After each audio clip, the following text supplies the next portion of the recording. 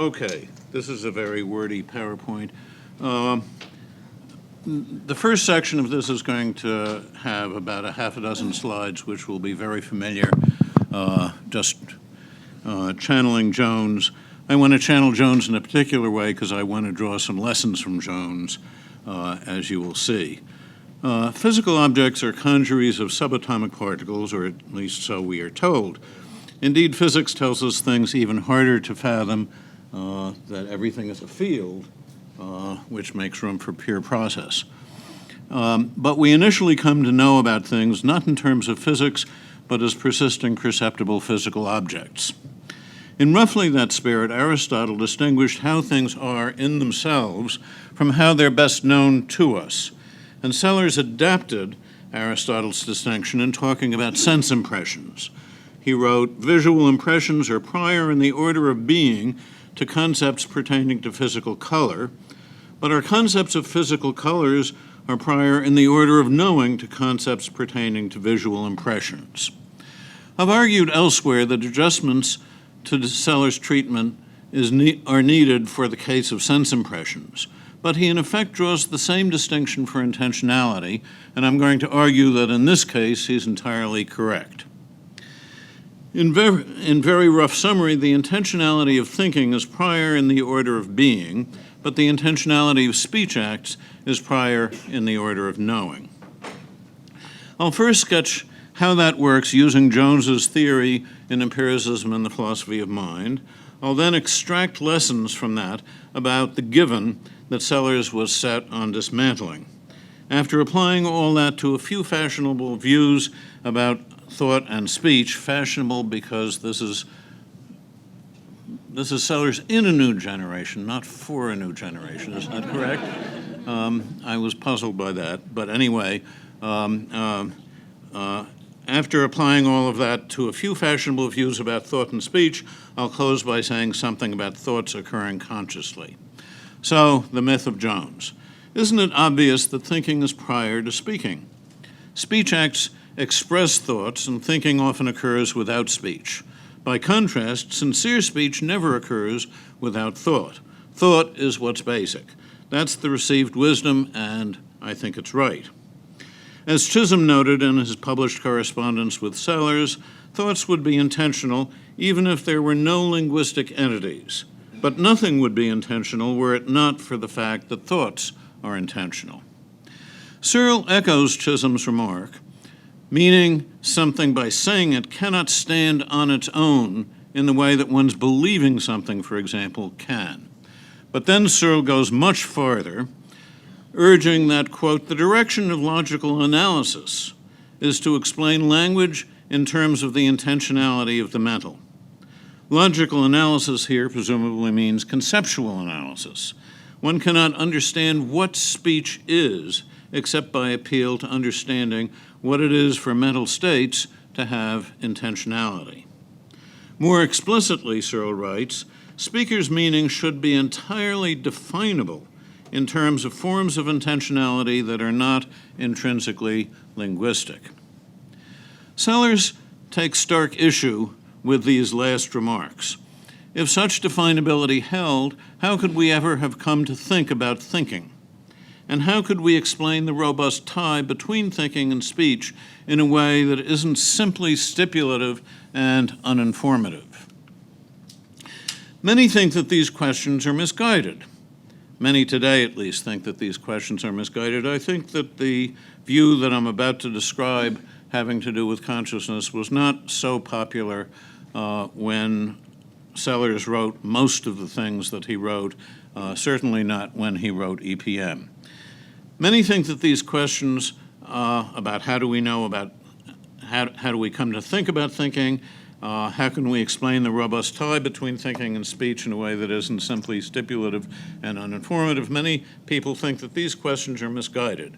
We know about thinking and intentionality, these people claim, by way of consciousness, and there are no questions to ask about consciousness. With consciousness, reality coincides with appearance. There's nothing behind conscious presentation to explain. Consciousness is in that way, these people claim, foundational. The traditional view about consciousness that I've just described, I'm going to argue, is at bottom the myth of the given. But the traditional idea that the explanatory buck stops with consciousness is itself just stipulative, and it's also wrong. There are real questions to ask and answer about consciousness. Sellers' account, built on Jones' theorizing, exposes and remedies these defects.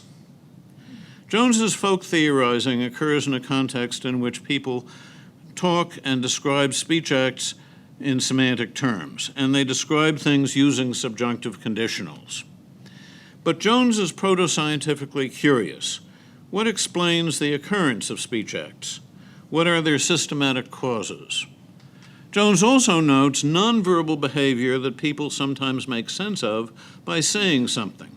I move in various ways. You ask, what am I doing? I say, I'm digging a ditch. My saying that I'm digging a ditch makes sense of my behavior. It tells you what I take myself to be doing. Jones wonders how to explain all of this.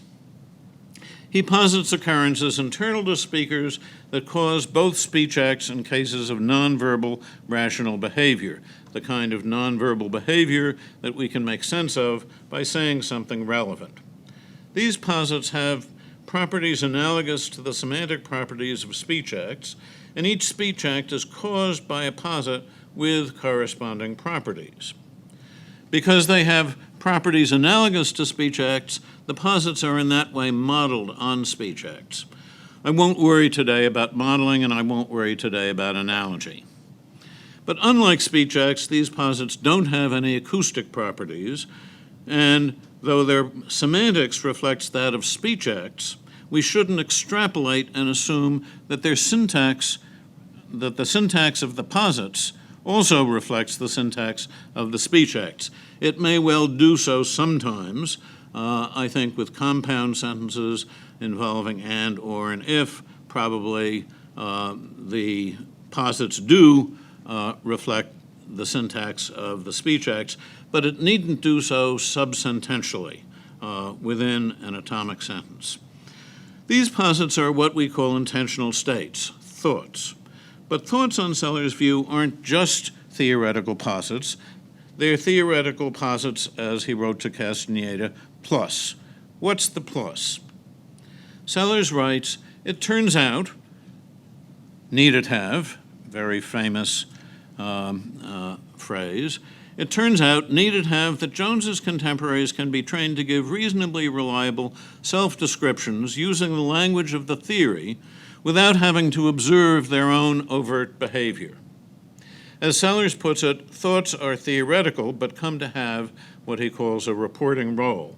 They're states whose existence we establish theoretically, but to which we come to have first-person access. Sellers is not forthcoming about how first-person access works, nor about what need it have amounts to. I'm going to fill out how I think such first-person access has to work, and I'll say a word or two about what the cryptic need it have has to amount to. We describe our thoughts in terms of the speech acts we might use to express them. So if somebody says, what are you thinking? I'll say, I think that, use some words, and the words that I use are words that I would think are appropriate to express the thought that I'm describing. So that's how we describe our thoughts. I think that's how we describe other people's thoughts. And I think that, in fact, we have no other way to describe our thoughts or anybody else's until we move on to perhaps identify thoughts in highly theoretical terms, functional role terms, neurological terms, so forth. Propositions aren't an alternative to using the words that we might use to express thoughts, since propositions are just abstract stand-ins for words and thoughts that have the right content. On Jones's theory, thoughts are expressed by speech acts with corresponding semantic properties. So we're describing our own thoughts and the thoughts of others by way of speech acts that would express them is exactly what the theory predicts we would do. We're using the language of the theory. Those adept at applying Jones's theory in a third-person way can come, Sellers says, to give reasonably reliable self-descriptions using the language of the theory without having to observe their own overt behavior. On Jones's theory, speech acts express thoughts with corresponding content. So if one can report without observation one's thought that P, one will have a thought that one has that thought. That will be a higher order thought, in virtue of which one is aware of one's having a thought that P. More explicitly, one is aware of oneself as having that thought, and thoughts that one is aware of oneself as having are conscious thoughts. There's more to be said about that, and in due course I'll say it, or at least some of it. Jones's theory enables a complete account. When I say complete account, there is this more to be said, enables a complete account built solely from intersubjective considerations. That's the thing that I want to stress so far. We can understand first-person access, we can understand consciousness, we can understand introspection, starting out solely from third-person intersubjective considerations. Jones's theorizing explains the tie between speech and thinking, the intentionality of thinking, how we can come to think about thinking, and our first-person access to it.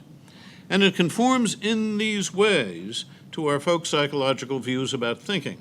These are powerful reasons to hold not only that Jones's theorizing is true, but also that it gives us a convincing account of how our folk psychological views about these things arose in the first place.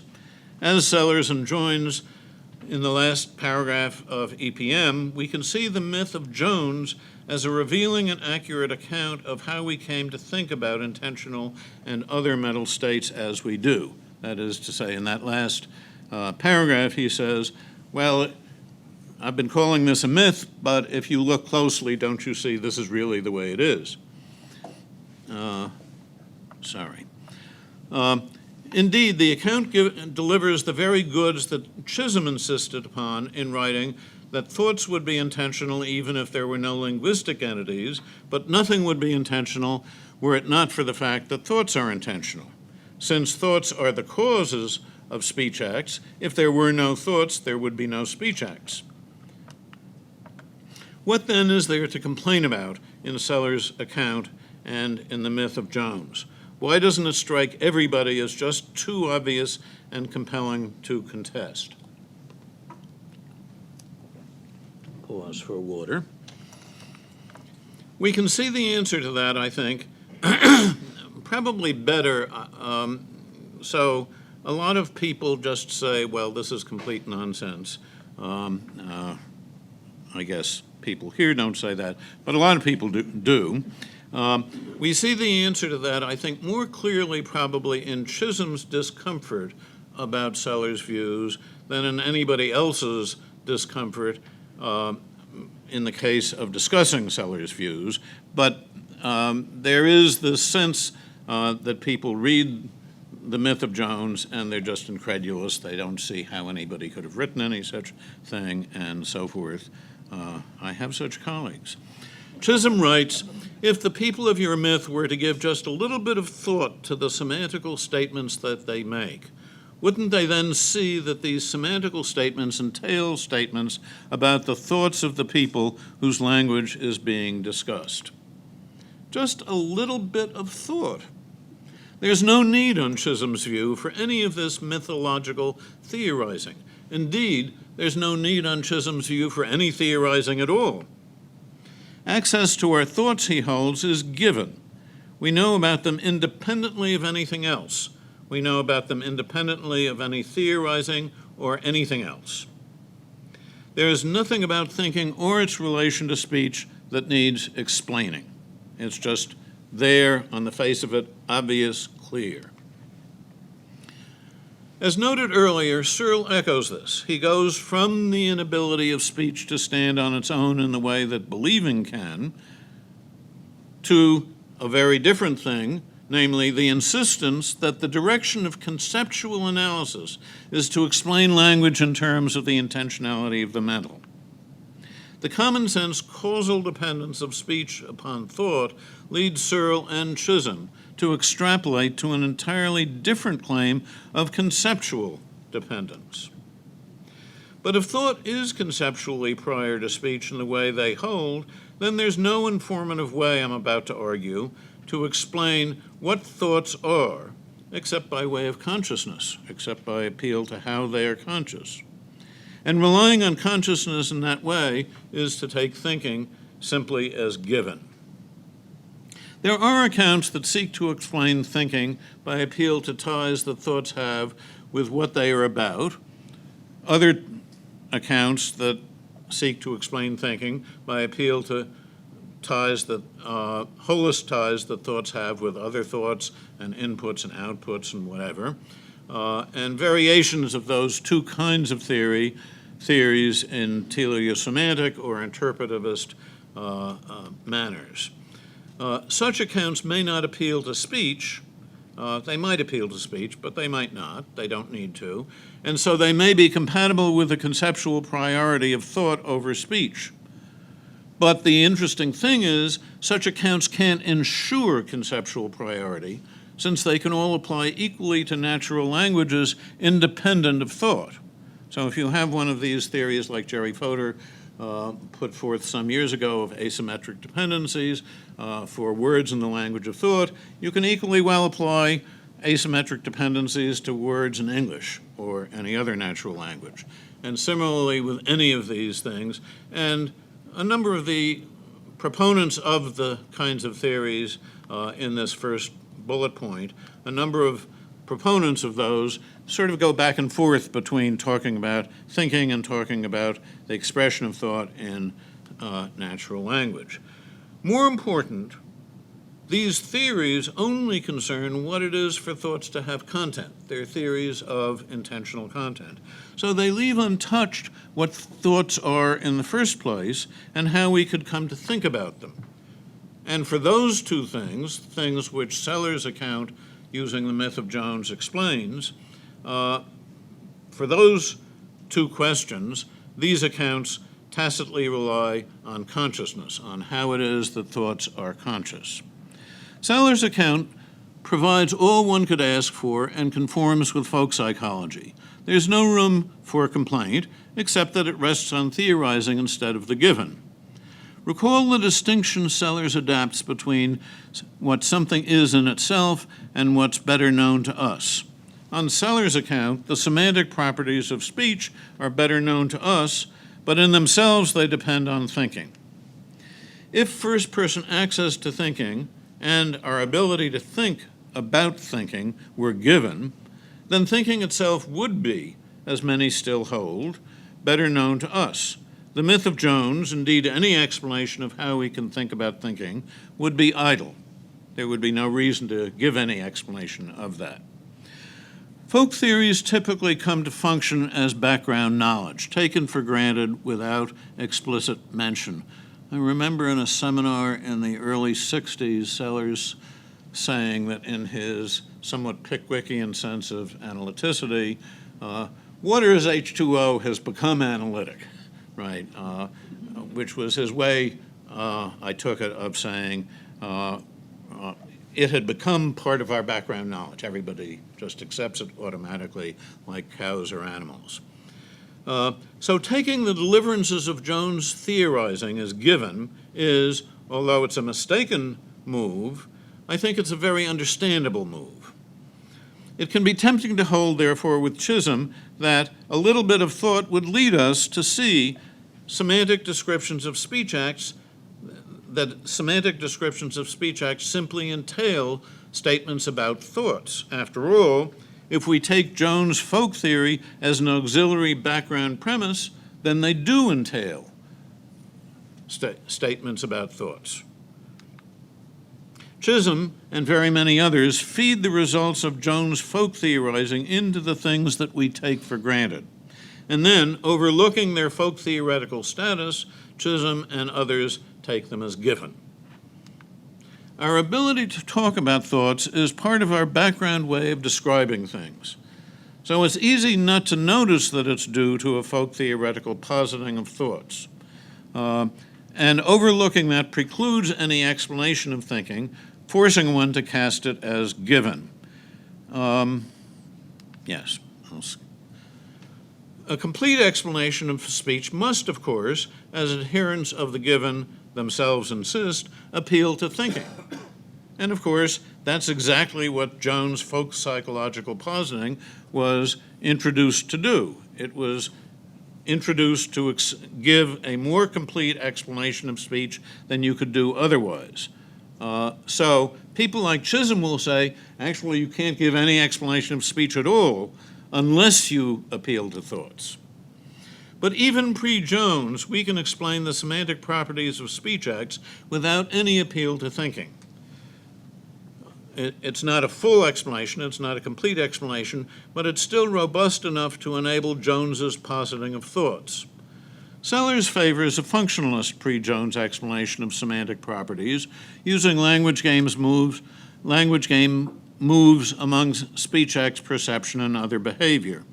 But as already noted, we can adapt any account that assigns different contents to distinct thoughts so as to ascribe speaker's meaning to speech acts, with no appeal to the thoughts that cause those speech acts. And any of those accounts could explain speaker's meaning in a way that grounds a Jonesian positing of thoughts as causes of speech acts. All that's needed is that the account taxonomize speech acts in respect of speaker's meaning and explain the inferential ties that hold among them. Being adept at applying Jones's theory in a third-person way leads one to be able to give reasonably reliable self-descriptions using the language of the theory without having to observe their overt behavior. I'm sorry, I'm going to quote that a number of times. And to have higher-order thoughts that one has the various thoughts in question. This would happen, one would become adept at doing this because repeated application of the theory to oneself on third-person grounds leads to one's having a reasonably reliable higher-order thought that one has the relevant first-order thought. I'll say more about this in the last section at the very end of my talk, but that's the rough line. Sellers' coin needed have, much noted by readers of empiricism and the philosophy of mind, is simply his way of stressing that first-person access to one's thoughts is itself not given. It must rest on Jones's theorizing. Okay, the myth of the given. Much of what I've just said is, of course, very familiar, though I've tried to add and develop it in various ways and cast it in a particular way. What's pivotal on the way that I cast it is whether our common sense view of thinking is given as opposed to being grounded in folk psychological reasoning of the sort that Jones gives. And that points to an account of what the given itself is. Plainly, it's something foundationalist, but that by itself doesn't, I think, capture what concerns Sellers. His given is at bottom foundational, but not epistemologically foundational, I'm going to argue, but in respect of mental functioning. So a word, a very brief word, which various people will disagree with, about epistemology versus the mind. So Sellers famously says in EPM, in characterizing a state as that of knowing, his stress, we are not giving an empirical description of that state. We are placing it in the logical space of reasons, of justifying and being able to justify what one says. But thinking is not by itself or in general knowing. The myth of the given has to do, I'm arguing, with how we understand thinking as such, and also sensing, but that's a different talk.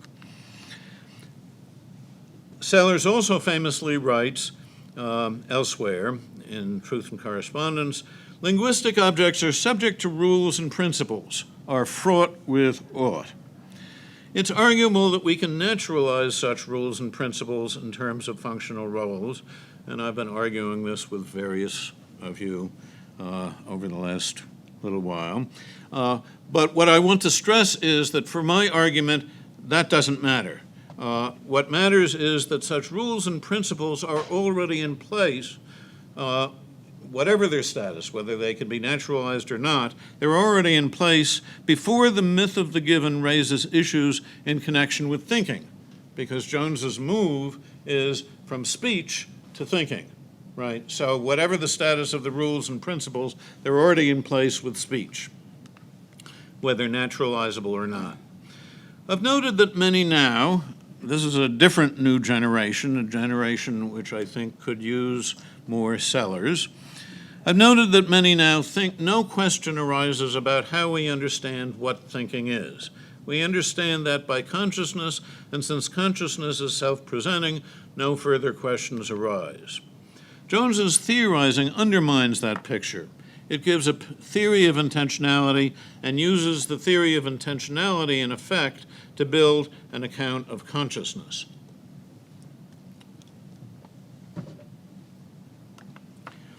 But what would it be for consciousness to be self-presenting? In particular, what would it be for it to be self-presenting in a way that seems to obviate any need for the kind of account that Sellers gives? Unless we understand that, I think, we won't have a full grasp of what the given is that Sellers is trying to kill with the myth of Jones. We, of course, know about our own mental goings-on, thinking included, by their being conscious. That's one way we know about them. The myth that needs killing is that knowing about the mind that way is in some way foundational. Being foundational here isn't just being better.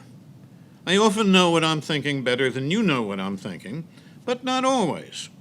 You may see I'm thinking something before I realize it, and I may even fail ever to realize that I'm thinking that thing.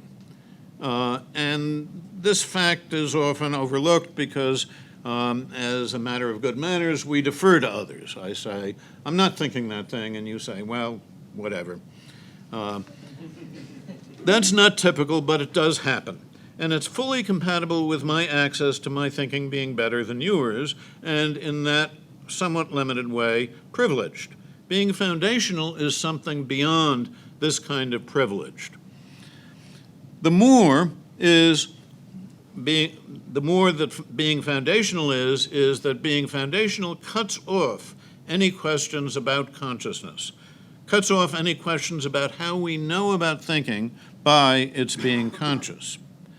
Many today hold that first-person access is privileged not simply in the moderate way that I just sketched, but in two much stronger ways. First, first-person access always overrules third-person access.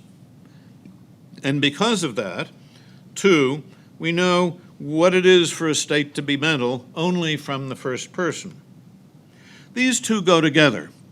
First-person access can't always overrule third-person access unless information of a first-person type, information that's available from the first person, is essentially tied to a state's mental properties. There would be no other way for first-person to always overrule third-person. And if first-person information is essentially tied to a state's mental properties, then only first-person access can say what kind of state it is. Third-person access is at best some kind of contingent thing having to do with causation. This is the myth of the given, or at least this is the myth of the given as it applies to thinking, that first-person access is in this way foundational. Recall, we have third-person access only because of causal ties. The only way that I know what mental states you're in is causally, because of the behavior that it causes in various contexts and so forth and so on. Does first-person access reveal anything about such causal ties? Are such causal ties essential to the nature of the states that we're accessing in one way or another? If first-person access does reveal causal ties, it could overrule third-person access only if the first-person access causal ties were always more reliable in some way, or if first-person access revealed other information that trumped all causal ties. All third-person access has to go on is causal ties. So if first-person access overrules first-person access, we need to know why. And it's either the causal ties are better or something else is better. The first possibility, I think, that causal ties are better is unlikely. First-person access doesn't overrule third-person access because of superior causal ties. Indeed, it might seem, though I'm going to argue that this isn't actually the case, but it might seem at first glance that consciousness reveals no causal ties at all. So first-person access could override third-person only if some other first-person information were able always to trump third-person causal information. And that's first-person foundationalism.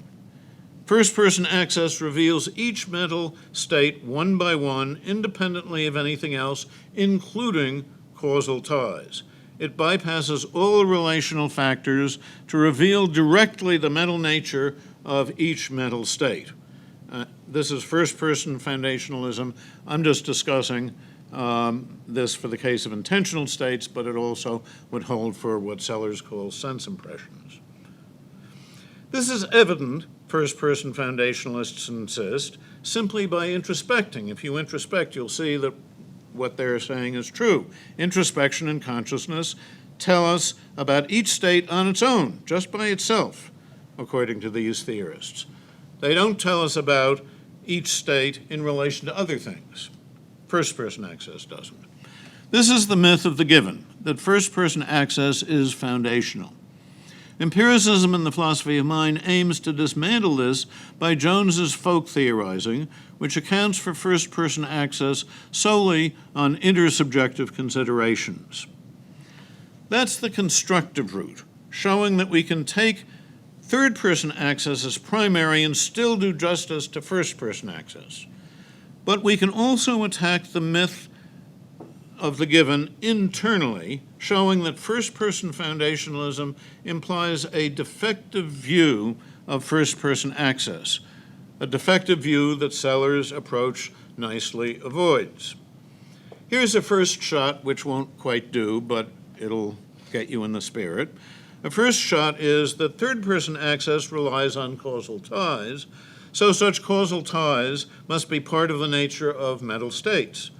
If first-person access bypasses those causal ties, it is in that way defective.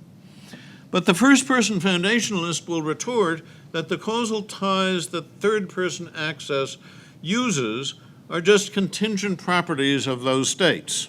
They're often robust enough to give reliable results, but they're no part of the nature of the states themselves. That might look like a standoff. I actually don't think it is a standoff. I think the first-person foundationalist reply is pretty bad, but they think it's pretty good. So let's take it to be a standoff for now. But third-person access isn't needed, I think, to see that causal ties are indeed part of the nature of thoughts.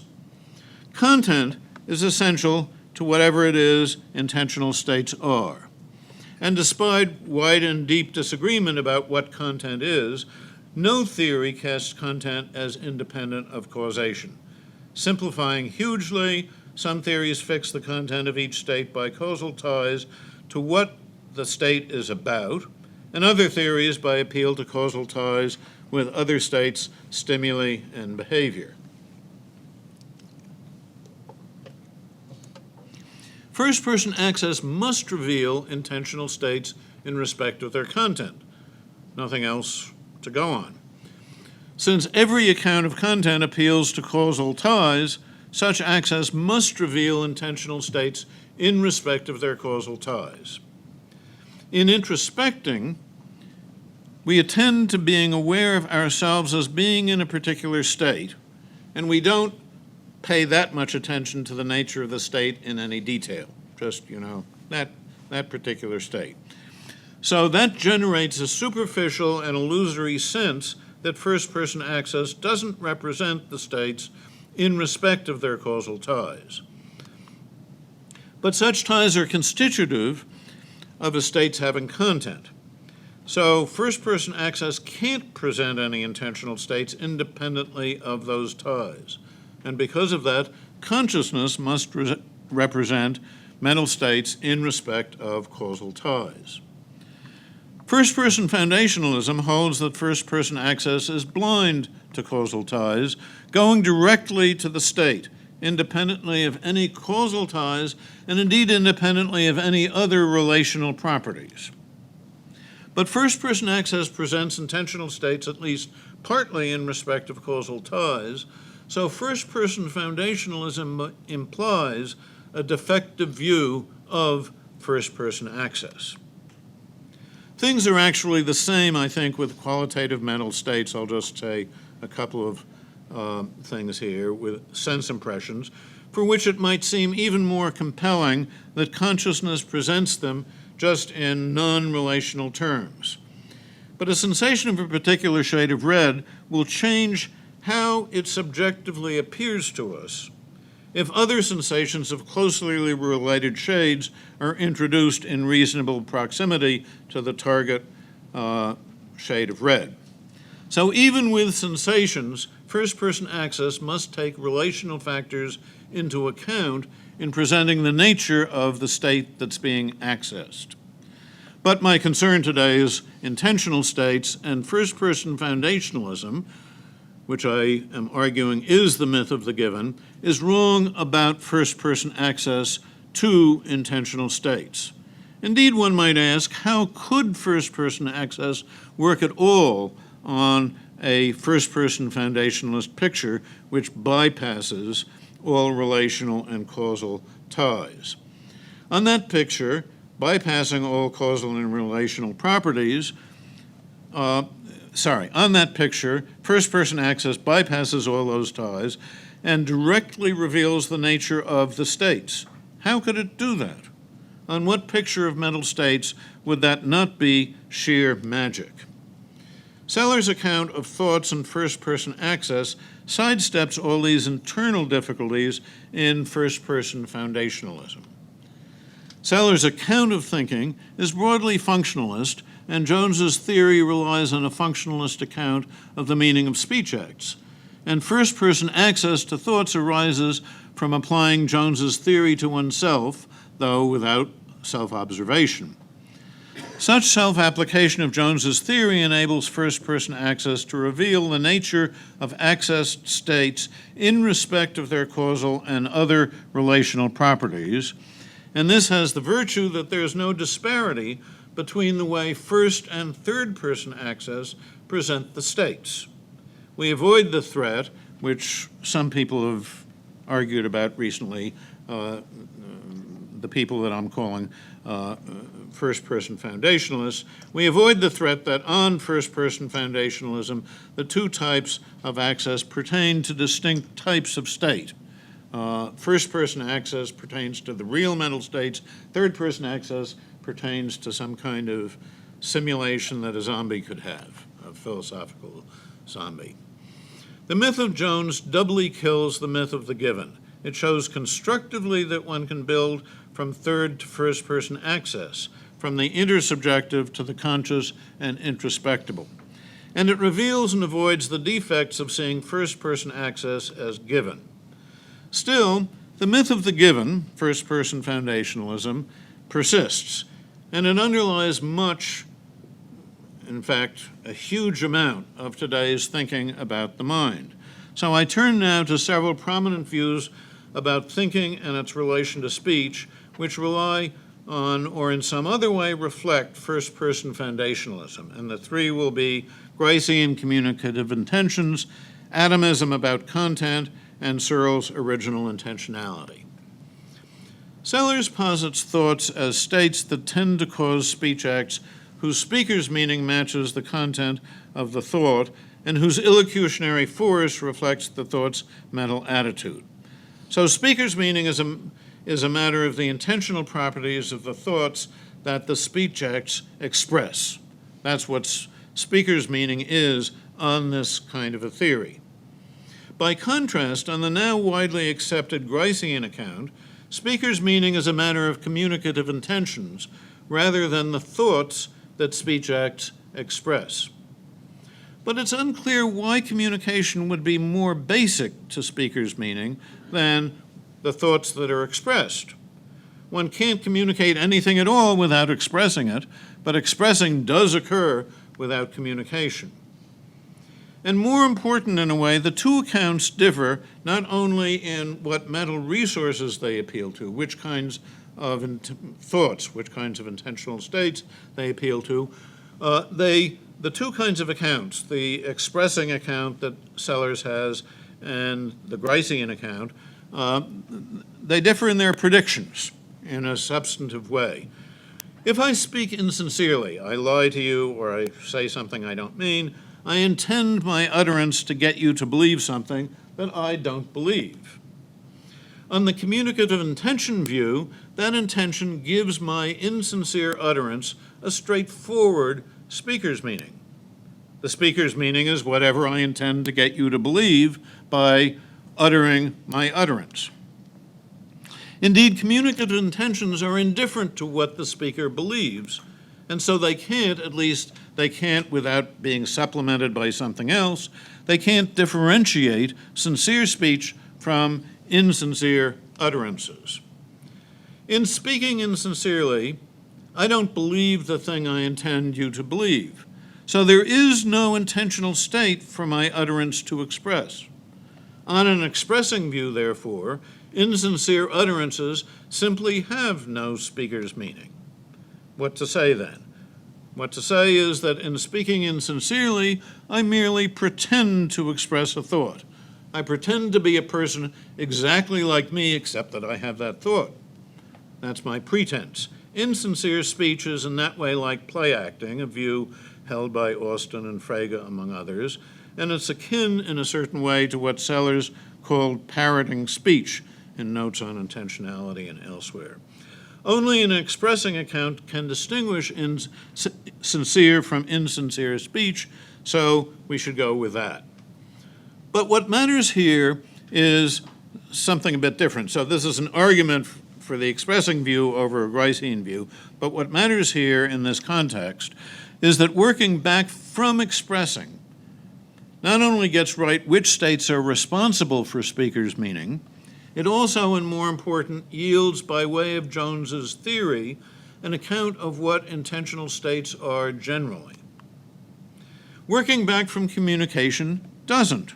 There's nothing about communication by itself that so much as suggests what the nature of intentional states might be. You've got to wheel in some other account of what the intentional states are.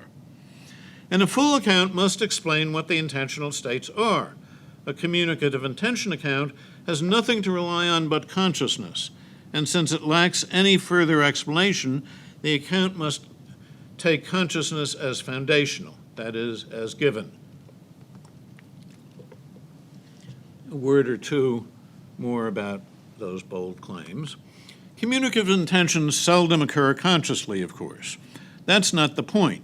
The point is that on a communicative intention account, there's nothing but the conscious cases to appeal to in explaining what the relevant kinds of states are, what the intentions are. There are, as already noted, independent ways to explain thinking, or at least to explain content.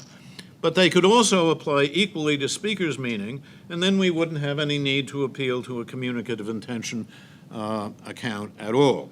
It would just be idle. It would be extra. Construing speaker's meaning in terms of the expressing of intentional states explains, or at least it enables us to explain, the nature of intentional states. Construing speaker's meaning by appeal to communicative intentions allows us no informative account of that, forcing us back onto first-person foundationalism. I've noted that Sellers favors functionalist accounts of both intentional content and speaker's meaning, but that's independent of the prior point, which is that only if we explain speaker's meaning by the expressing of thoughts can we have an informative account of what thoughts are. Functional accounts of content are, of course, holist. And holist accounts are largely out of favor these days, due mainly and unfairly to the Fodor-Lepore argument that holism cannot accommodate exact sameness of token content. On holism, content is something like inferential potential. Let that be the statement of it for present purposes. So here I am, here you are.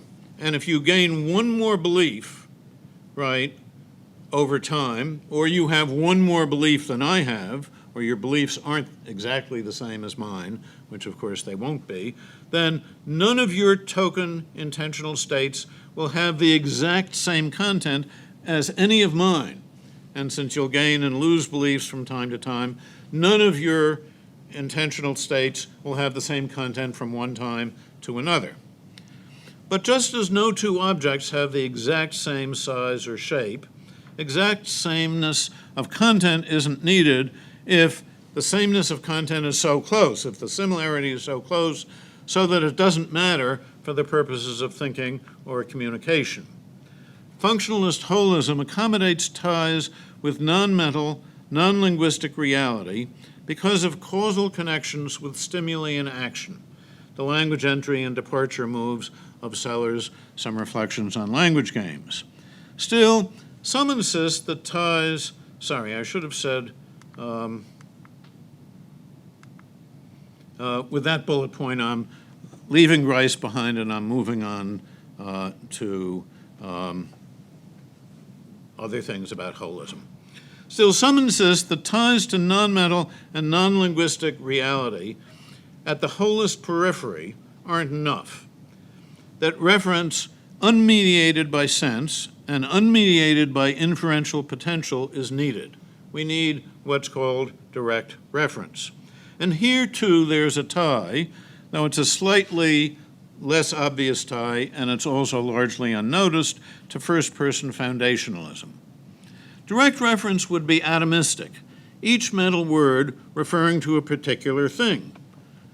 And what would be the appeal of this atomistic picture if the inferential net of a holist picture has ties that are robust enough to inputs and outputs to do all of the referential work? Direct reference, as Russell noted, is conceived on a model of being consciously aware of a single thing. At one famous stage of Russell's thinking, being consciously aware of a single thing in a solely demonstrative way. The appeal of direct reference, since the descriptivism of a broadly functionalist account could arguably do all the referential work we need done, is that it echoes the apparent atomism of our conscious awareness of single things. The myth of the given doesn't strictly underlie direct reference, but I think that it does inspire the idea of direct reference. Turning to Searle. Searle's notion of original intentionality ties together anti-holism with first-person foundationalism. The intentionality of each thought, according to Searle, is intrinsic as against the derived intentionality of speech acts.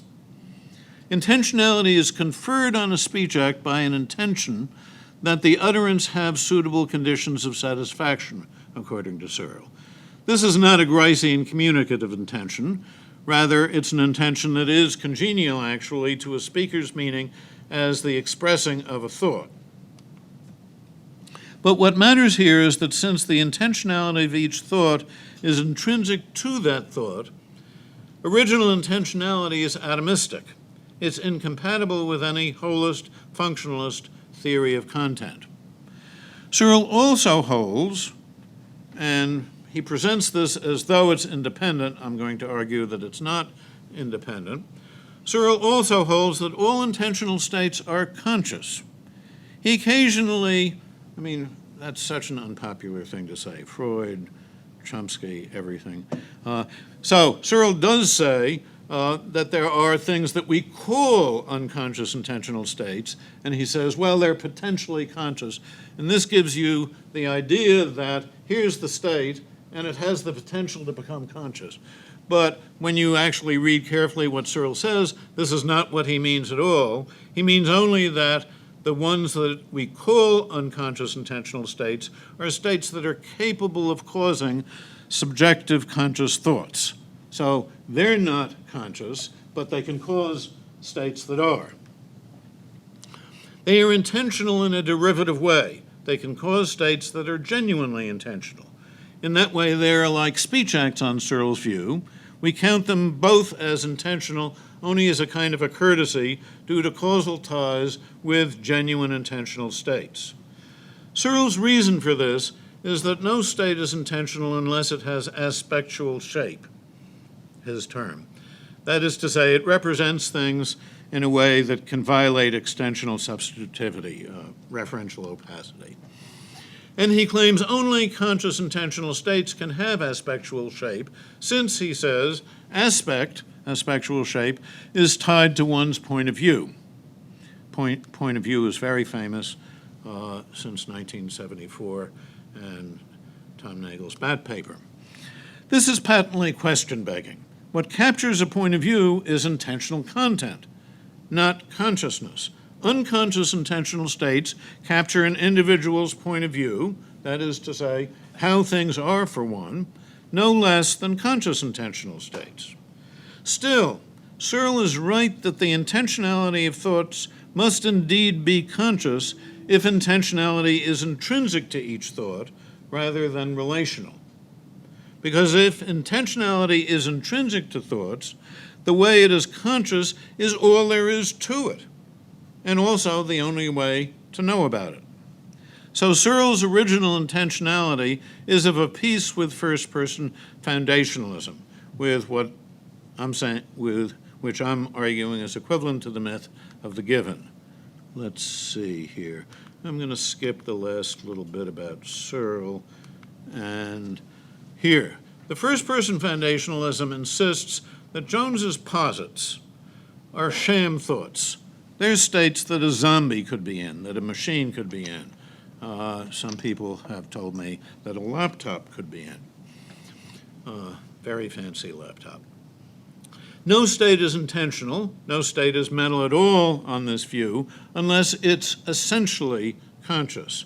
Consciousness on that view is an unexplainable explainer, an explanatory unmoved mover. And this is what I think gives rise to what Dave Chalmers has famously dubbed the hard problem, Joe Levine, a similar problem that he refers to as the explanatory gap. These are not in the realm of intentionality, but in the realm of the qualitative. But I think it's this idea of essential consciousness that gives rise to these ideas. So I'm going to close with a few more words about a Salarzian explanation of what it is for intentional states to be conscious. Jones's contemporaries, I think that this is either the last or the penultimate time that I will give this quotation. Jones's contemporaries become habituated to applying the theory to themselves as well as to others, and so come to be able to give reliable self-descriptions using the language of the theory without having to observe their own overt behavior. Each self-description expresses a higher-order thought that one has some thought. But that thought won't be conscious unless one's awareness of it seems to one subjectively to be unmediated. If one were to have a higher-order thought, if one were to think, well, I'm in this intentional state because I'm applying a theory to myself or because I trust somebody else, even though I'm not consciously aware of any such thing, that's no good. One's awareness of the thought, one's awareness of the intentional state has to seem subjectively to be unmediated. And that's why Sellers stresses that Jones's contemporaries have to come to self-report without having to observe their own overt behavior.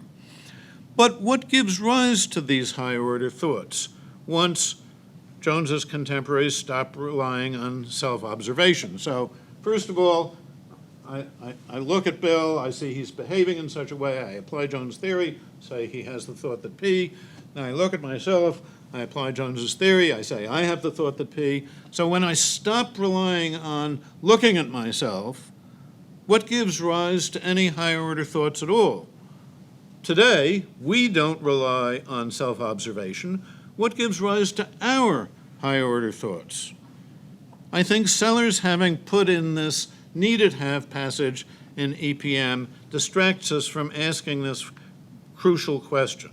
Habituation, which is what I was sort of giving out before, won't actually help. And the reason that habituation won't help is because habituation is habituation for the observation-based case of applying the theory, right? So I get very good at observing Bill, I get very good at observing me, right? I'm very habituated, I do this very automatically, I do it without, consciously applying the theory, right?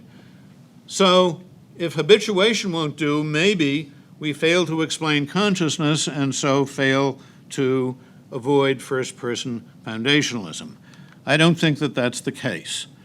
Having a thought that P disposes one to say that P. If I have a thought that P, I'm disposed to say that P. I may not say it, but I'm disposed. And being disposed simply to say that P can, with repeated self-reporting, come to dispose one also to have a higher order thought that one has a thought that P. So I think this can all be explained in a dispositional way that one has without any observation at all. One comes to have higher order thoughts about one's intentional states. One will thereby come to be aware of oneself as having the thought in a way that subjectively seems unmediated. The myth of Jones provides the resources for a successful account of what it is for a state to be intentional and what it is for an intentional state to be conscious. These resources rely solely on third-person intersubjective factors, thereby dismantling first-person foundationalism, the myth of the given. Thank you very much.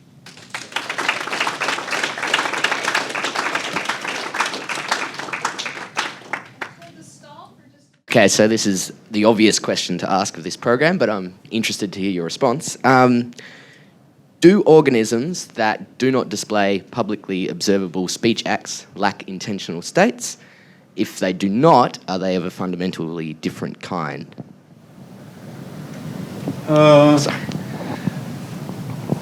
Actually, Sellers and I at various points argued about this. Yeah, I think squirrels are my favorite example. I think squirrels have thoughts. I don't think that their repertoire of intentional contents is very big compared to ours. I think that also, if you don't have language, then your repertoire of mental attitudes is going to be rather smaller.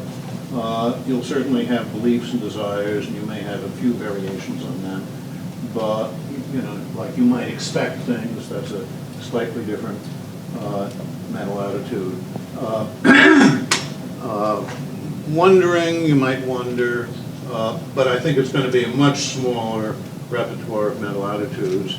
I think that the conceptual repertoire would be so small with a squirrel that it would really be very difficult to do anything like translating between us and the squirrel. Why do I think this? If Jones's theory goes from speech acts to thoughts. Well, Jones's theory goes from speech acts to thoughts. It also goes from rational, nonverbal behavior that could be seen to be rational if somebody said something, like if the squirrel said something, right? So it seems to me, looking at squirrels, they do things that you could imagine if they could but talk, they would say the P, and that would make sense of the thing, of the nonverbal behavior that they're engaging in. So this seems to me reason enough. Right. David? Just a follow-up on that same question. It seems though that the squirrel, though having thoughts, and I think that's the right thing to say there, wouldn't have a suitable model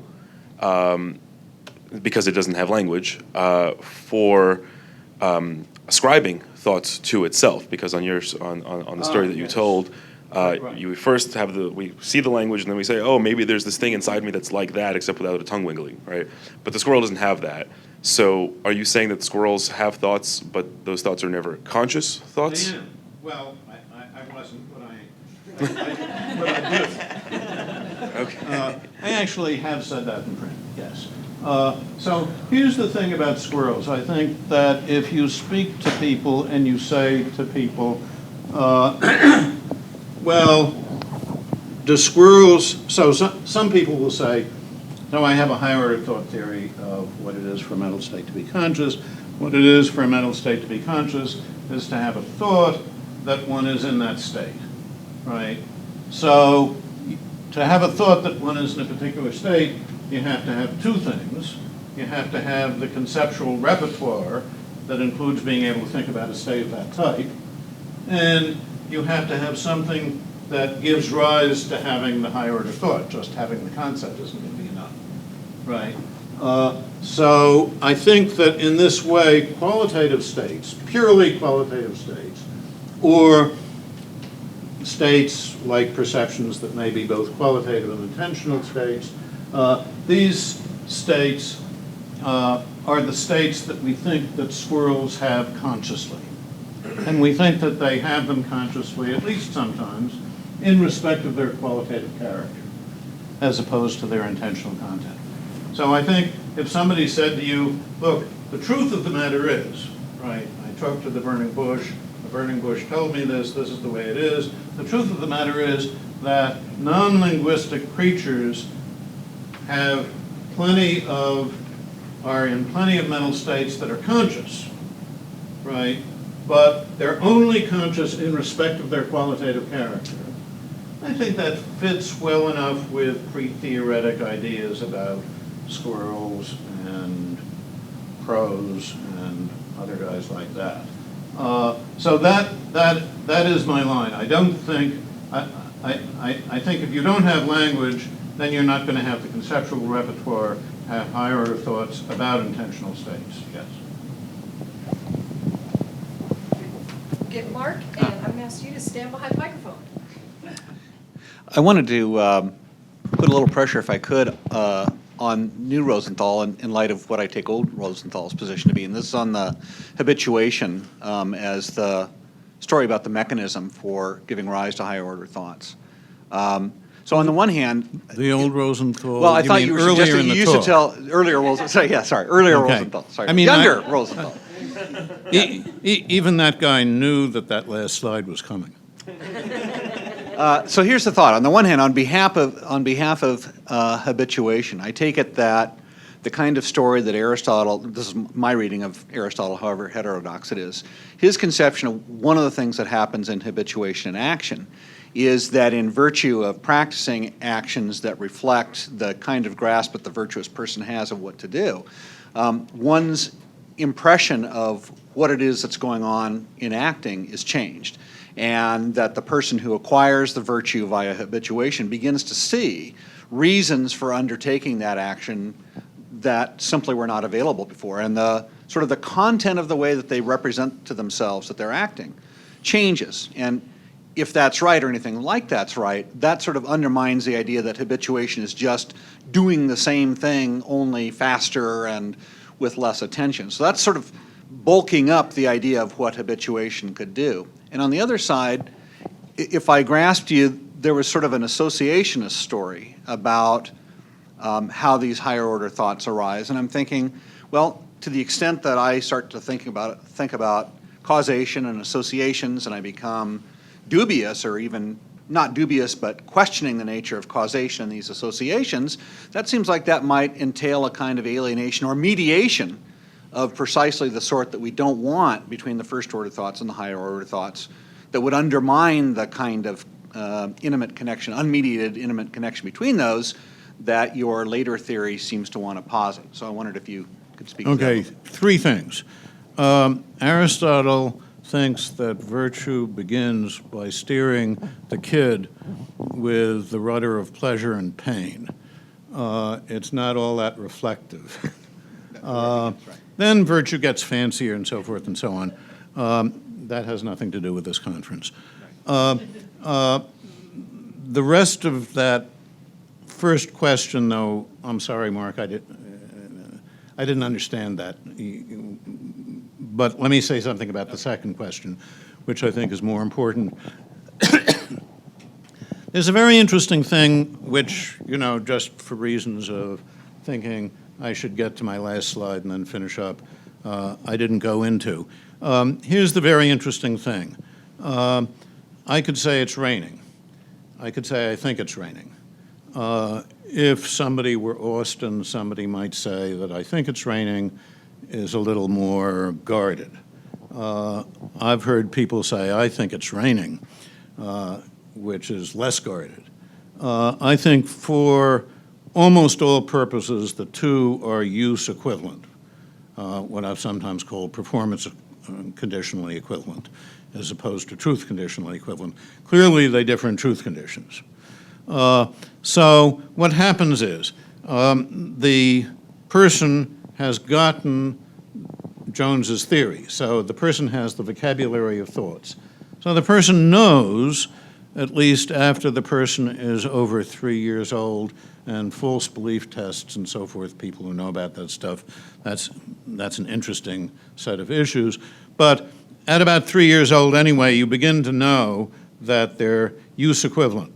So when you have the thought that P, you could say that P, but you could equally say, I think that P. And you can run a test on people. You can say, you can watch somebody say one of these two things, and then you can say a minute later, which one did you say? I think that P or P. And people won't know. And you won't know about yourself, typically. They really are psychologically interchangeable. So when I am disposed to say that P, I'm also disposed to say I think that P. And my being disposed to say that I think that P is, in effect, having a higher order thought that I think that P. That's what the disposition is. So that's the much longer story that you're quite right. That last slide was very compressed. What I really wanted to do was to say there is an issue about how these higher order thoughts arise, and I can give a one-liner, or if you ask me that good question, I can give you a longer one. Can I have a follow-up? It's really actually a very quick follow-up. I take it that Mark's challenge was not, This is sure the first question, the second one. the second question, the one you just answered, Yeah. right? The core of the challenge was, look, it's still mediated, right? It's mediated by this disposition, and I thought that was the worry. Can you speak to that worry? I mean, that you. Oh, sure. No, I mean, what is unmediated? I mean, I don't know. People talk about directness. That seems to be a very popular thing in philosophy, directness. Yes, it's not subjectively mediated. It's not subjectively mediated. What matters for it to seem as, I mean, when a mental state is conscious, it just seems it's there, right? That's what gives rise to this horrible first-person foundationalism, right? It just seems it's there means the individual isn't aware, subjectively aware of any mediation. That doesn't mean that there isn't a ton of mediation. There's not a ton, but there's mediation. It's just not conscious mediation. I would be interested to learn how you, whether at all, and if so, how exactly you would distinguish between functional roles on the one hand and functional roles and causal roles on the other hand, because it seems to me that at least in Sellers's early works, this distinction is really important to Sellers's philosophical project. And as far as I understand it, his idea seems to be that a functional role is something like a class of rules, whereas on the other hand, a causal rule is a class of causal regularities, and I think that Sellers sees that there is really an important difference, even some sort of a divide between functional roles on the one hand and causal roles on the other. Okay, so normativity. Normativity? I mean, that's the question? Yeah. Okay. The way I would, forget Sellers for the moment, the way I would distinguish causal roles and functional roles is functional roles are causal roles at a higher level of abstraction.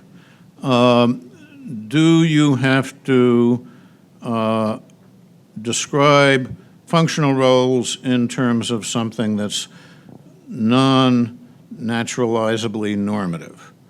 According to me, no.